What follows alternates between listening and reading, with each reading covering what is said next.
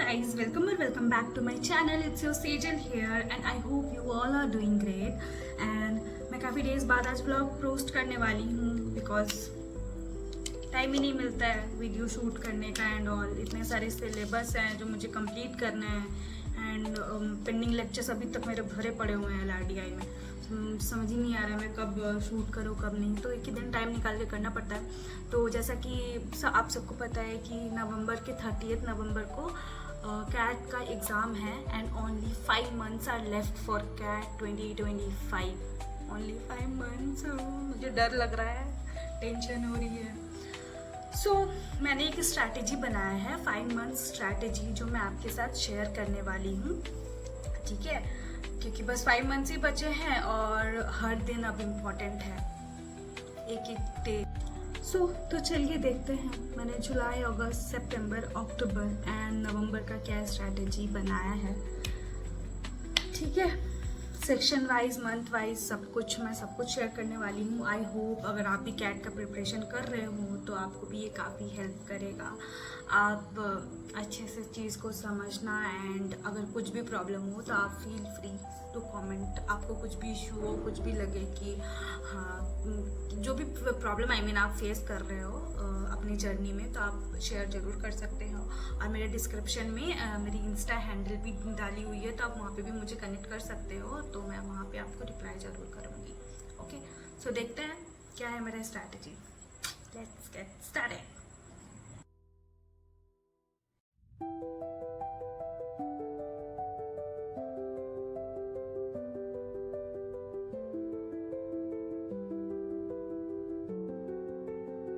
सो ये मेरा स्ट्रैटेजी है, 5 month कैट 2025 स्ट्रैटेजी.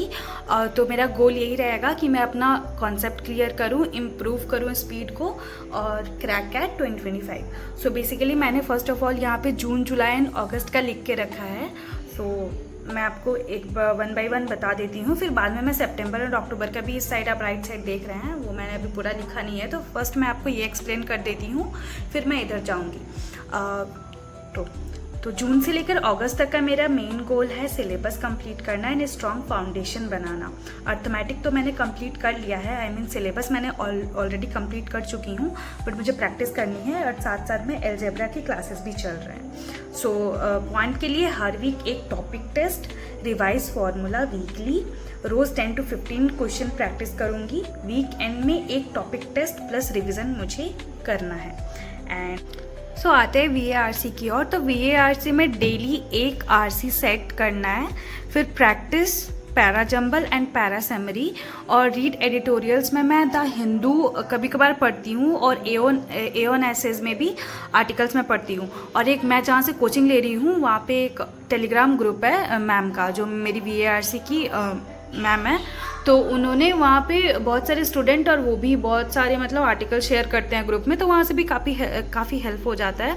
तो ऑलमोस्ट 2 या 3 आर्टिकल्स पर डे वो नहीं हूँ. रोज़ एक LRDI सेट्स, कभी DI कभी LR, मॉडरेट टू हार्ड करना है और फोकस करना है सेट सिलेक्शन पे और एक्यूरेसी पे. मॉक्स के लिए हर 15 डेज़ में एक मॉक, हर वीक में 2 सेक्शनल टेस्ट और मेंटेन करना है मॉक एनालिसिस नोटबुक. एक नोटबुक बना के रखना है कि आप कुछ भी अगर गलती कर रहे हो तो आपको वो देखना पड़ेगा कि आप कहाँ पे गलती कर रहे हो.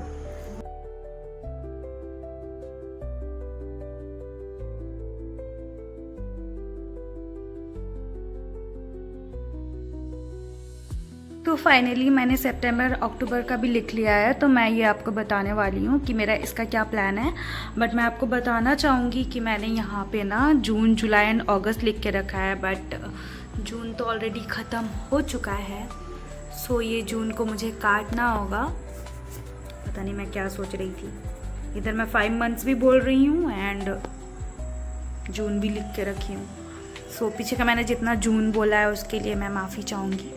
सो ठीक है, तो मैं यहाँ पे आपको अब सितंबर एंड अक्टूबर का दिखाती हूँ कि मैंने इसका क्या स्ट्रैटेजी प्लान करके रखा है. हाँ, तो मेरा सितंबर अक्टूबर का ये है, revision plus mock plus improvement.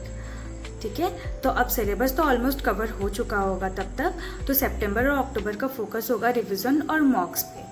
और क्वांट्स में सारे टॉपिक्स रिवाइज करूँगी, फॉर्मूला शीट रेडी रहेगी उस टाइम ऑलरेडी।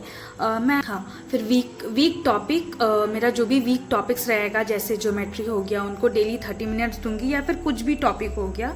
जैसे मुझे टाइम स्पीड डिस्टेंस में प्रॉब्लम आ रही थी अर्थमेटिक में, तो उस पर मुझे फोकस करना है, तो उस पर भी मतलब जिस टॉपिक में एनालाइज करूँगी टेस्ट वगैरह दे के, फिर पता चलेगा कि कौन सा टॉपिक में मुझे ज़्यादा ध्यान देना है। बिकॉज प्रैक्टिस तो सबका सेम ही करके रख लूँगी उस टाइम, और जिसमें मतलब ज़्यादा प्रॉब्लम आएगा उसी को फोकस करना है ज़्यादा, अब बाकी सब तो चलेगा ही।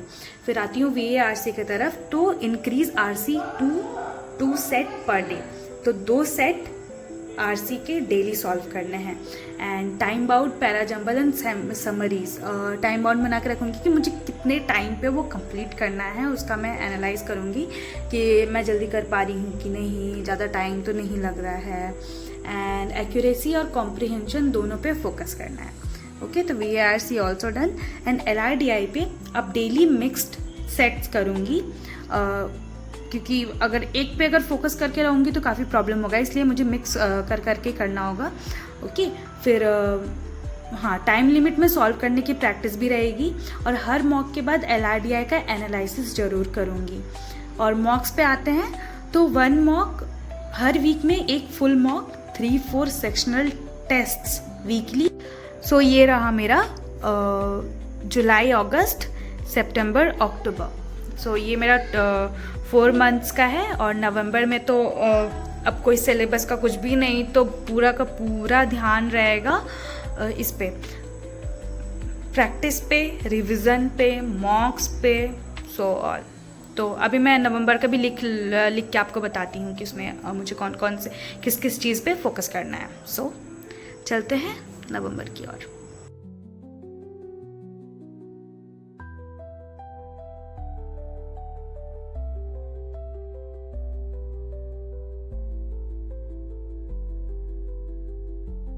सो final touch, so here is November.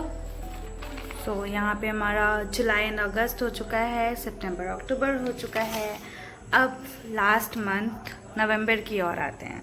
So last month है, अब कुछ नया नहीं पढ़ूंगी, सिर्फ रिवीजन, ओनली रिवीजन, मॉक्स और काम माइंड। वीकली 2-3 मॉक्स, ठीक है। लास्ट टाइम पे एरर नोटबुक रिवाइज करूंगी, माइंडसेट पे काम करूंगी, stress control plus sleep cycle जो प्रॉपर रहना चाहिए।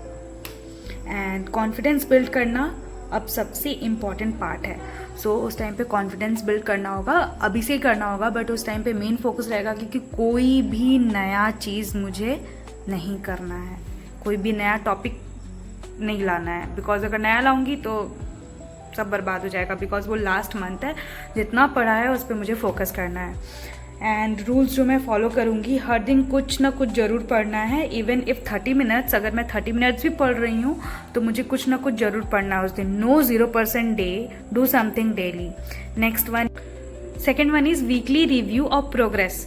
सो मैं वीकली रिव्यू करूँगी कि मेरा प्रोग्रेस क्या है, मैं कहाँ स्टैंड करती हूँ, मेरा क्या है, कैसा चल रहा है, कैसा नहीं चल रहा है, मैं उसको और कैसे अच्छा कर सकती हूँ। सो रिव्यू एक चलना होगा। And third one is keep a log of errors from मॉक्स। तो मॉक्स के गलतियों का एनालिसिस लिखती रहूँगी।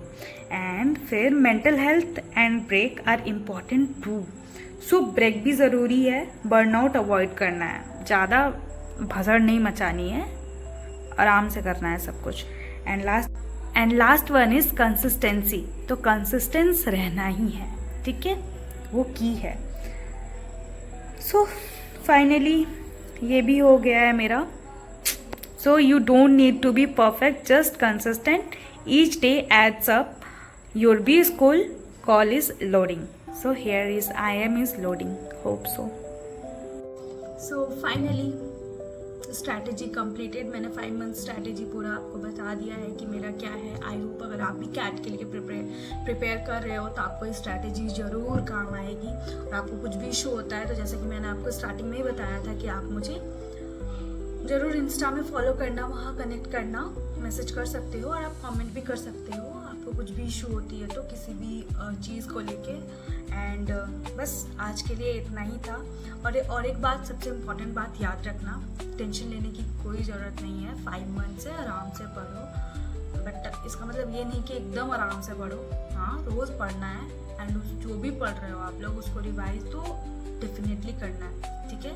एंड और एक चीज़ याद रखना कि कंसिस्टेंट रहो, छोड़ना मत कभी। सो फॉर द बेस्ट, आज के लिए इतना ही। मिलते हैं नेक्स्ट ब्लॉग पे and don't forget to like, share and subscribe.